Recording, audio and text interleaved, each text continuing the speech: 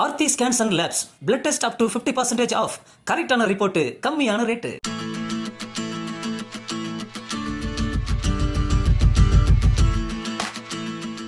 அனைவருக்கும் என் அன்பு வணக்கம். தமிழ்நாடு அரசு செப்டம்பர் 17ஆம் நாளை சமூக நீதி நாள் என்று அறிவித்திருக்கிறது. எதனால்? ஐயா தந்தை பெரியார் அவர்கள் பிறந்த நாள் செப்டம்பர் 17 என்பதால் அந்த நாளை சமூக நீதி நாள் என்று அறிவிக்கிறது.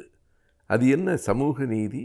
நீதி என்பது வேறு, சமூக நீதி என்பது வேறா? ஆம், வேறு வேறுதான் என்பதை பலரும் சொல்லியிருக்கிறார்கள். பெரியார் அதை மிக எளிமையான நடைமுறையில் சொன்னார்.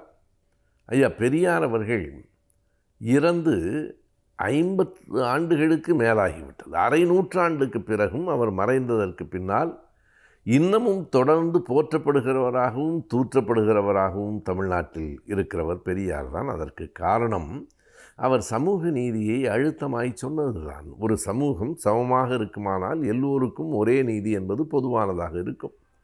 ஆனால் மேலும் கீழுமாய் மேடும் பள்ளவுமாய் இருக்குமானால் அந்த சமூகத்தை சமப்படுத்துவதற்கு பொதுவான நீதி பொருந்தாது. அதற்கென்று ஒரு தனியான சமூக நீதி வேண்டும். யார் ஒடுக்கப்பட்டார்களோ அவர்களுக்கு உரிமை கொடுக்க வேண்டும். அது சலுகை அல்ல, அது உரிமை என்பதை அழுத்தமாய் சொன்னவர்தான் ஐயா பெரியார் அவர்கள். அதனால்தான் அவர் போற்றப்படுகிறார், அதனால்தான் அவர் தூற்றவும் படுகிறார். யார் பள்ளத்தில் கிடந்தார்களோ அவர்கள் மேலே வந்தபோது நன்றி உணர்ச்சியோடு ஐயாவை பாராட்டுகிறார்கள். மேட்டில் இருந்தவர்கள் தங்கள் நிலை சரிந்து போய்விட்டதே என்று அவர்கள் பெரியாரை தூற்றுகிறார்கள். பெரியார் அவர்களை தூற்றுவதற்கு அவர்களுக்கு ஒரு வாய்ப்பான ஒரு செய்தியும் இருக்கிறது.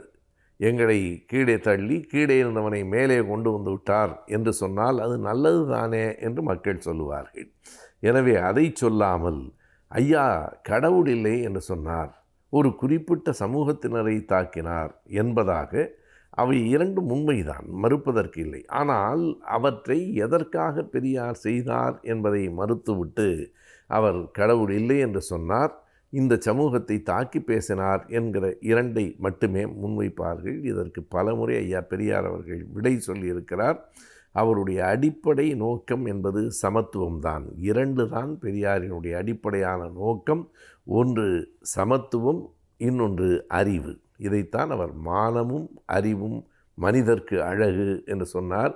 எல்லோருக்கும் ஒரு சுயமரியாதை இருக்கிறது, ஒரு தன்மானம் இருக்கிறது. அதை காப்பாற்றுவதும் ஒரு சமூகம் அறிவுடைய சமூகமாக இருக்க வேண்டும் என்பதும் தான் ஐயா பெரியார் அவர்களின் அடிப்படையான கொள்கை என்று சொல்லலாம். எனவே பெரியார் தொடங்கிய இயக்கம் ஒரு விதத்தில் தன்மான இயக்கம், இன்னொரு விதத்தில் அது அறிவு இயக்கம். மக்களுக்கு அறிவை பரப்புகிற போது மக்களினுடைய மூட நம்பிக்கைகளை தகர்க்க வேண்டிய கட்டாயம் இருந்தது. அது மட்டுமல்லாமல் இந்த சமூகத்தில் இருக்கிற ஏற்றத்தாழ்வு என்பதே சாதிகளால் உருவாகிறது. அது வர்க்கத்தால், ஏழை பணக்காரன் என்றும் பெண் ஆண் என்றும் ஏற்படுகிறது என்றாலும் அடிப்படையில் இந்தியாவில் மிக கூடுதலாக ஏற்றத்தாழ்வுகளுக்கு காரணமாக இருப்பது சாதி தான்.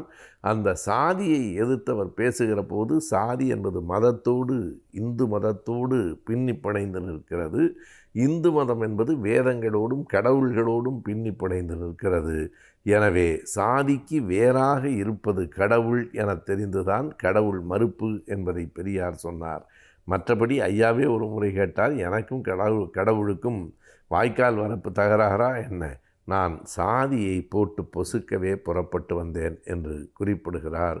அதனால்தான் சாதி இழிவை நீக்க போராடியவர் என்பதால் தான் இன்றைக்கும் போற்றப்படுகிறார். சாதி பெருமைகளை தகர்த்தவர் என்பதால் தான் இன்றைக்கும் அவர் தூற்றப்படுகிறார். போற்றப்பட்டாலும் தூற்றப்பட்டாலும் பெரியார் வாழ்கிறார் என்றுதான் பொருள். Aarthi scans and labs blood test up to 50% off. கரெக்டான ரிப்போர்ட், கம்மியான ரேட்டு.